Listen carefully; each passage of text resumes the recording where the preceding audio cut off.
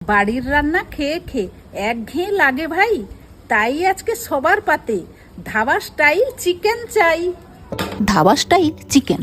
প্রথমে চিকেনটি ভিনেগার ও নুন দিয়ে ভালো করে ধুয়ে ওতে নুন, হলুদ, লঙ্কা গুঁড়ো, আদা রসুন বাটা দিয়ে ম্যারিনেট করে 2 ঘন্টা রেখে দেবো। একটা পাত্রে হলুদ, লঙ্কা, জিরে, ধনে গুঁড়োর একটা পেস্ট বানিয়ে নেব।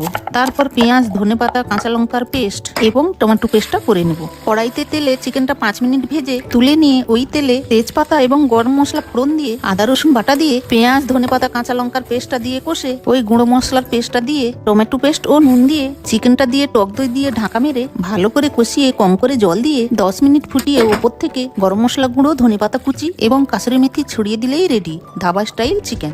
ভিন্ন স্বাদের, ভিন্ন ধরনের, খুবই লোভনীয় সুস্বাদু একটি পদ। ভাত, রুটি, পরোটা ও নানের সাথে খেয়ে জমে যাক রবিবারের দুপুরে আপনজনের সাথে। দারুণ।